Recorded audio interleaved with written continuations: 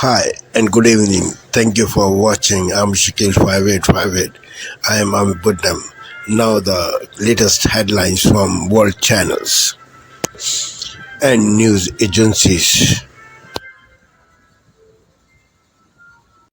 Israel strike Iran.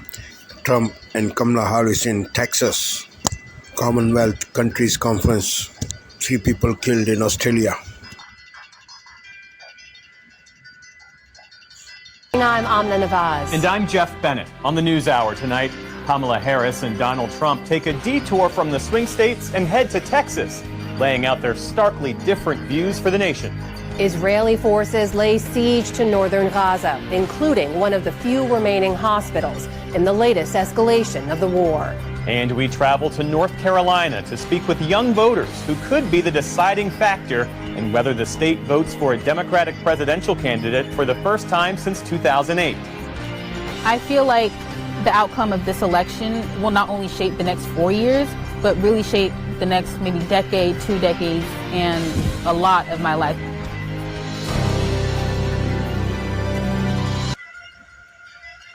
Breaking news, Chinese hackers target Donald Trump, J.D. Vance, and Democratic officials. More people in more states are sick in that McDonald's E. coli outbreak. What you need to know. Why did you want to join a fraternity? To have a great time. And we go on the road with a college student who's achieving his dreams. Do you think they'll be friends for life? Friends for life. The CBS Evening News starts now.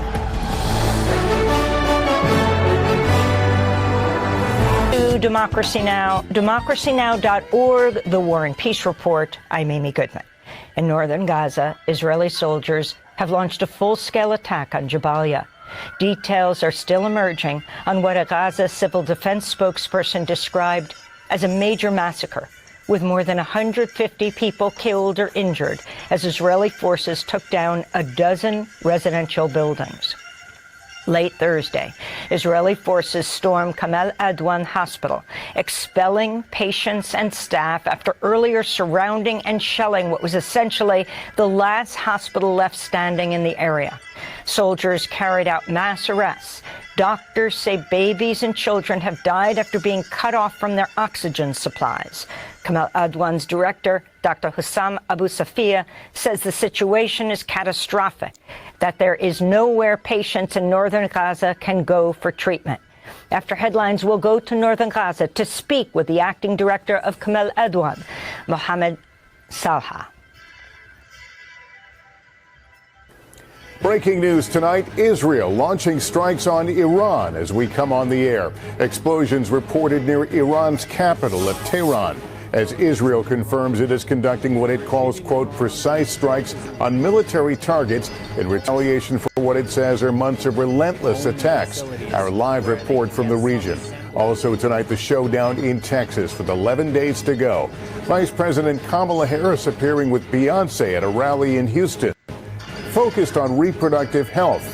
Former President Donald Trump sitting down for Joe Rogan's podcast and attacking Harris on border security after he called the U.S. the, quote, garbage can for the world. And Mr. Trump and running mate J.D. Vance's cell phone said to be targeted by Chinese hackers. The Harris-Waltz campaign targeted too. What we're learning. The deadly E. coli outbreak linked to McDonald's spreading to more states. Dozens of new cases and more people hospitalized. 6 weeks after his frightening concussion on the field, the Miami Dolphins quarterback cleared to play despite calls to retire for his own safety. This is NBC Nightly News with Lester Holt. Tonight, breaking news as we come on the air in the West. The images coming in, Israel launching its retaliatory strike against Iran. Also tonight, the new national poll, Vice President Kamala Harris, former President Donald Trump, where this race stands. And tonight, the McDonald's deadly E. coli outbreak widens. The CDC this evening on the growing number of cases and where. Vice President Kamala Harris blasting former President Donald Trump for calling America, quote, a garbage can for the world. Trump making the comments when talking about the border. Tonight, Trump and his rally on immigration saying he'll fix the problem. Harris saying the number of undocumented immigrants now is actually lower than when Trump left office. And she says she'll fix the problem with the bipartisan bill Trump helped kill. And this evening, Harris now in Texas, a major rally on reproductive rights. Thousands lining up for this event. Tonight, McDonald's says the deadly E. coli outbreak is expanding. The number of cases now and how many restaurants now affected. Tonight, 24 hours after the Los Angeles District Attorney called for the re-sentencing of the Menendez brothers, how the brothers are now reacting and how soon could they potentially go free. The breaking headline tonight, sources telling ABC News Chinese hackers attempting to get into the phones of both campaigns, getting into the cell phones formerly used by Donald Trump and running mate J.D. Vance. Several carriers affected, Verizon and AT&T included. Can the Chinese get access to text messages, phone logs, even conversations here in the U.S.? What Pierre Thomas is learning right now. The horrific images coming in, video showing a head-on collision between a New Jersey transit bus and a wrong-way driver, 24 injuries. And the World Series, the starting pitchers tonight, and how they started as boys with baseball dreams. From ABC News. 2 weeks away from Election Day and the global turmoil under Biden and Harris now reaching a fever pitch. America's adversaries, they do not fear Joe Biden. They do not fear Kamala Harris. You just heard that report. Don't hit their refineries. Don't hit their nuclear facilities. Well, they are fomenting terror and fighting proxy wars throughout the entire region. And the reason that they are able to fund it, remember when Donald Trump left office, they were selling next to no oil on the world stage in world markets because of the sanctions that Donald Trump had put in place. And because they turned a blind eye, Harris and Biden, towards the sanctions that were working and bankrupting this regime, the #1 state sponsor of terror. Well, that money has been used to fight proxy wars, and now the Iranians are arming Hamas in the south, out of Gaza, Hezbollah out of the north, in Lebanon, the Houthi rebels, and now they're firing ballistic missiles themselves directly at Israel. Probably the target should have been their refineries and their nuclear sites. It would have made the world a safer place probably within a day. But you can't, trust Joe or Kamala. A few days ago, by the way, top secret U.S. intelligence about Israel's upcoming strike. It was actually leaked in this country in what is called one of the most serious U.S. security breaches in history. Now, keep in mind, the Harris-Biden administration is filled to the brim with these far-left activists who hate Israel, sympathize with the Islamic Republic of Iran. Kamala herself doesn't want to say the words, be courageous, never say radical Islamic terrorism. Late last year, the White House was forced to suspend its envoy to Iran after a high-level Iranian spy ring was busted in Washington, D.C. Don't forget, as we speak this Friday evening, we do know Iranian assassination squads are here to assassinate Donald J. Trump. The Biden-Harris administration is also responsible for freeing up all of this money that they are using to fight their proxy wars. That part we do know. As we've been saying, the Houthi rebels, Hezbollah, and on Hamas. And we also know that they coordinated in the attacks. New data after the killing of Sinwar showed us that, in fact, they were up to their eyeballs in the plotting and the planning and scheming of what would have been the equivalent of 40,000 dead Americans in a day on October 7, 2023. Americans are still being held hostage by Iran's proxy, Hamas. Hamas's charter calls for the destruction of Israel. Iran chants often, death to Israel, death to America. Iranian death squads are right here in this country. And it's not only Donald Trump they're targeting, but his family, his staff, and anybody associated with him. Tonight, Israel hits back after Iran's attack weeks ago.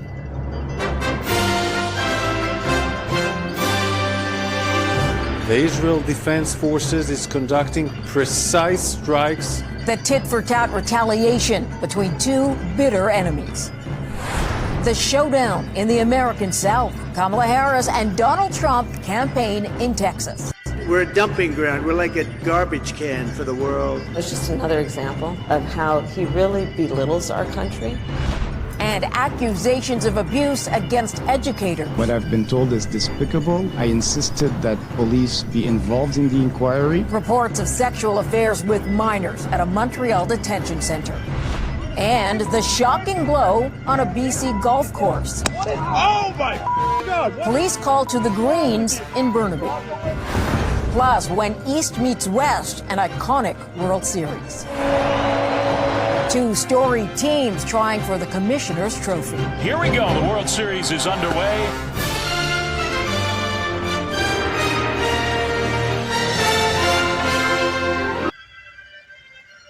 Right now, the Israel Defense Forces is conducting precise strikes on military targets in Iran. That rumble believed to be air defenses trying to stop Israeli missiles in the sky above Iran's capital. Senior correspondent Susan Ormison joins us now with the latest. And Susan, what do we know at this point? Ian, as you just heard, Israel confirmed it had attacked targets in Iran. The Iranian news agency says multiple pre-dawn explosions were heard over Tehran, with attacks aimed at military bases in the west and southwest of the capital. Israeli officials say there were 3 waves of strike and that the operation is now over. The response came after months of continuous attacks from the regime. White House officials say Washington was alerted shortly before Israel launched those airstrikes, but says it had no involvement. We are told both President Biden and Kamala Harris have been briefed on the developing situation and are being updated. U.S. Secretary of State Antony Blinken had just arrived back from the Middle East, where he had urged Israel, if it attacked, to respond in a measured way and to exclude nuclear sites. The Israeli spokesperson for the IDF, Daniel Hagari, had more on the attacks this evening. The regime in Iran and its proxies in the region have been relentlessly attacking Israel since October 7th on 7 fronts, including direct attacks from Iranian soil. Like every other sovereign country in the world, the State of Israel has the right and the duty to respond. On this Friday night, the race for the White House in a dead heat. Trump and Harris struggle to break out of a tie with just 11 days left in the campaign. I think right now everybody needs to get off the roller coaster. And why tight rules around mail-in ballots could make the wait for results even longer. Accusations of spying for the Soviets. Why a former MP claims he has evidence against a Canadian journalist. Plus, members of the press killed in Lebanon. The condemnation against Israel after another strike puts journalists in harm's way. And what's in an oink? Specific emotions, specific context by many different peaks. How scientists are wielding AI to help farmers make sense of their swine. Global National.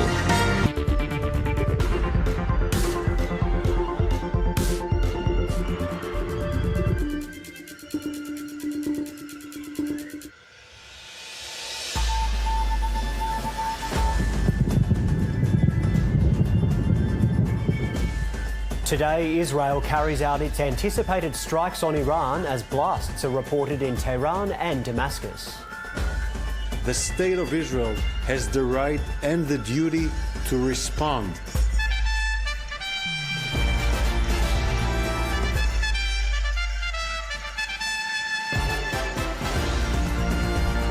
Leaders cast their ballots as Queenslanders head to the polls in the state election. 3 people killed after a mid-air plane collision in New South Wales. And Kamala Harris and Donald Trump head to Texas with less than 2 weeks to go from the US election.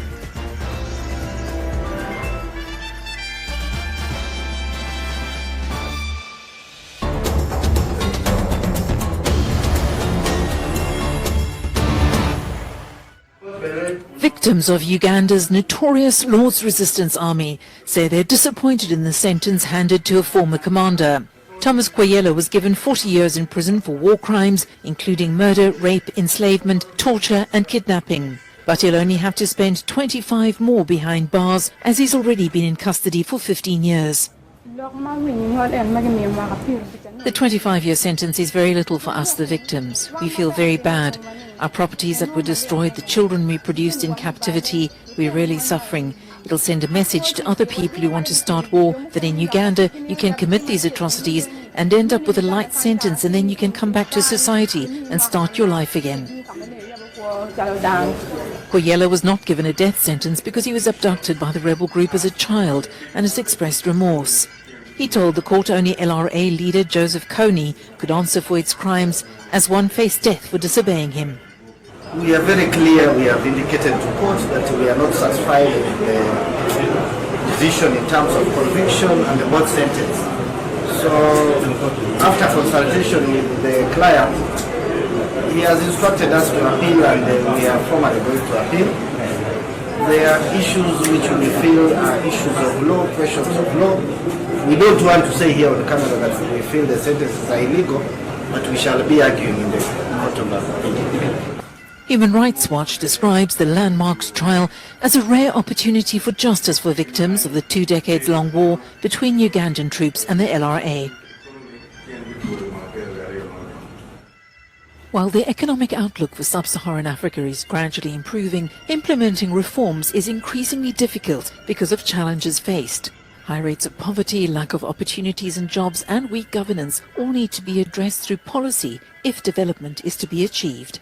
Policymakers in the region right now face a difficult balancing act because on the one hand, they need to reduce macro imbalances. That's bringing inflation to target, stabilizing fiscal positions, and maintaining enough external reserves so that if they face shocks, they can deal with it.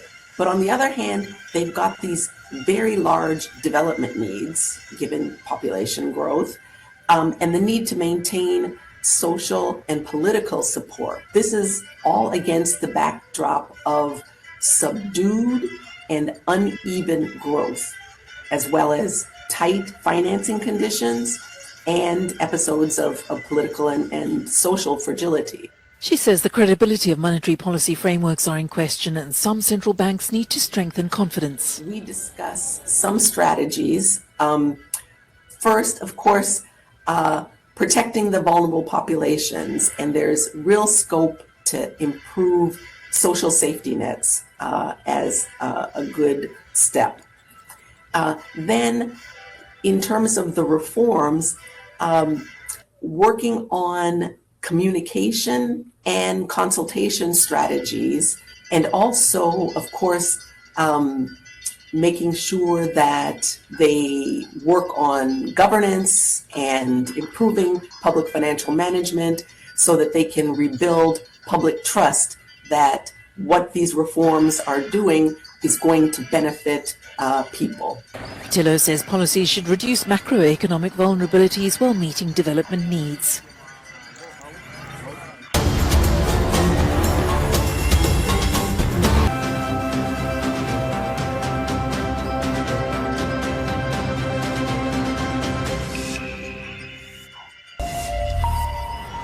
Welcome back to the programme. You're watching Daybreak here on France 24. My name's Peter O'Brien, and here's your top story.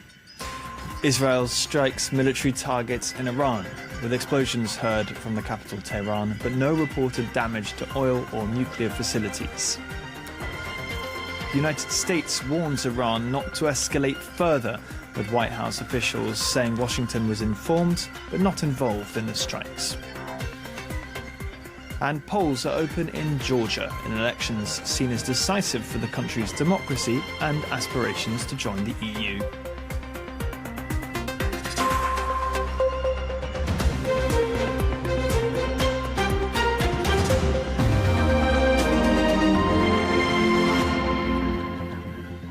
Israel says it's concluded its overnight airstrikes on Iran, saying it hit missile manufacturing facilities, surface-to-air missile arrays, and other defense targets.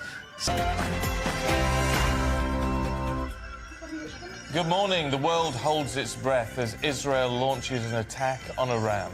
The Israeli government fire a barrage of missiles on military targets across Iran in the latest escalation of the conflict, and fears there are now that Tehran could retaliate. Well, Number 10 says it's monitoring the situation closely, claiming further escalation is in no one's interest. This comes as closer to home, Chancellor Rachel Reeves insists that Sir Keir Starmer is a working person, meaning he could be shielded from tax rises in the autumn budget. Yes, the row about what is or is not a working person goes on, but I think what we can be sure of is that for millions and millions of us, our taxes are going to be going up next week. King Charles says he hopes he survives long enough to see Samoa again as he bids farewell to the Pacific Islands.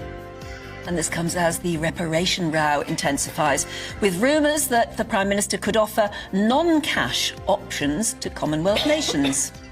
And a treat for you tonight, as long as you're in bed and not working. The clocks go back at 2 o'clock, so you should get an extra hour in bed.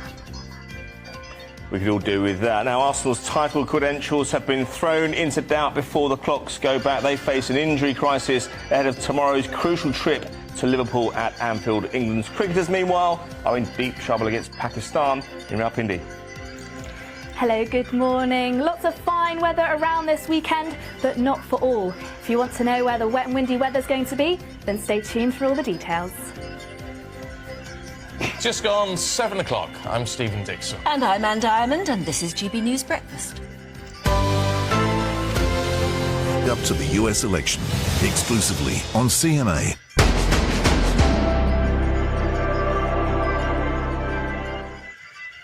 This is Asia Now. Hello, it's 2 p.m. in Singapore and Hong Kong, 11:30 in New Delhi, 1 o'clock in Jakarta. I'm Angela Lim. At this hour, Israel launched a series of strikes against Iran, targeting military sites in retaliation for Tehran's missile barrage earlier this month. Iran said its air defense system successfully countered the attacks with limited damage to some locations. The White House warned Tehran against retaliation, saying the strikes should end the direct exchange of fire between Israel and Iran. Political leaders in Japan hit the campaign trail for the last time to shore up support among voters before tomorrow's general election. The polls are seen as a test to the ruling party amid growing discontent over a funding scandal and rising costs of living in the world's fourth biggest economy. And rescuers in the northern Philippines are racing to reach people still stranded in areas made inaccessible by flooding from tropical storm Trami. The storm has displaced nearly 500,000 people and killed at least 87. Forecasters warn the storm could circle back to the country next week.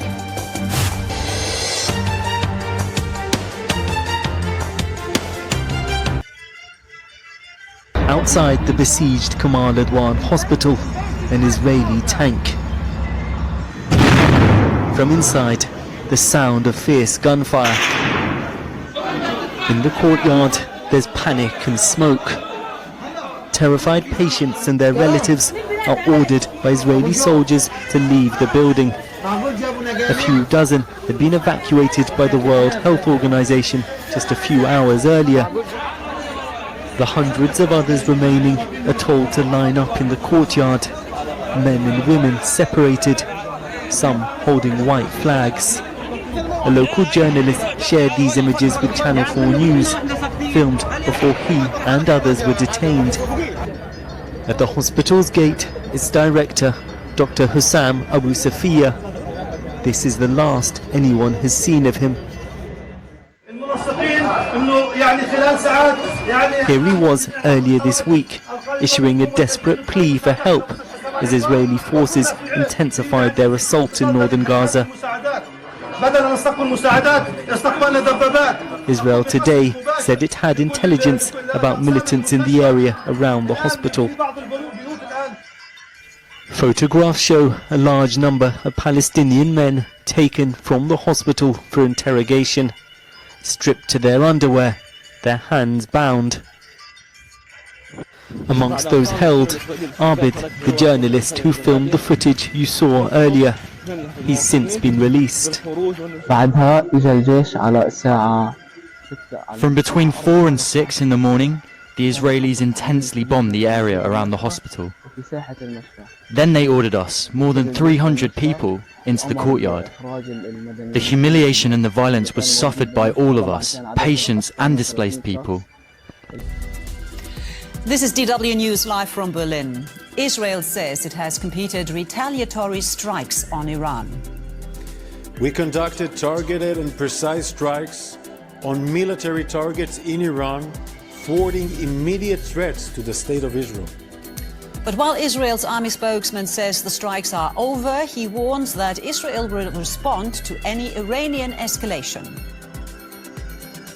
And a pivotal election for Georgia. Voters in the Black Sea country head to the polls for a ballot that could decide whether it looks east or west for years to come.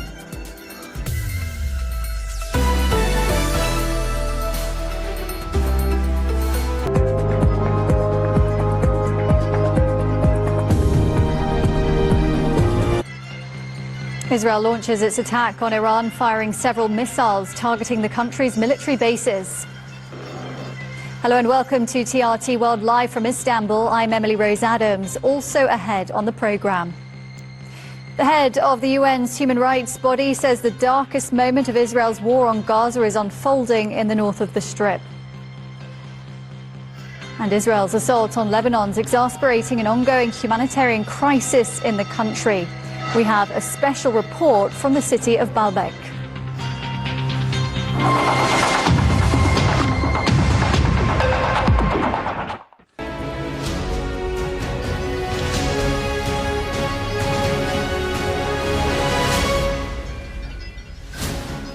Hello, very good morning. It's 7 o'clock. Breaking news this morning. Israel has launched a series of retaliatory strikes on Iran.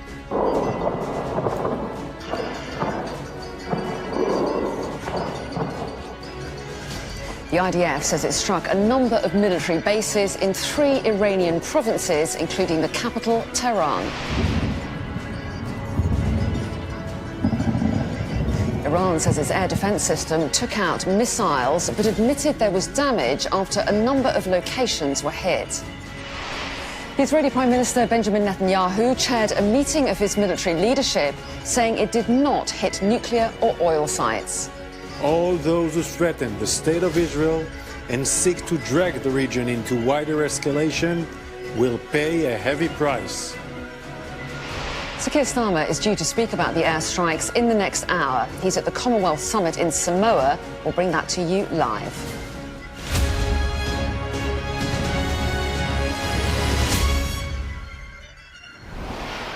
Hello, a very good morning. Thank you for sparing your precious time. This is Amir Shakil. Have a good life. Bye-bye.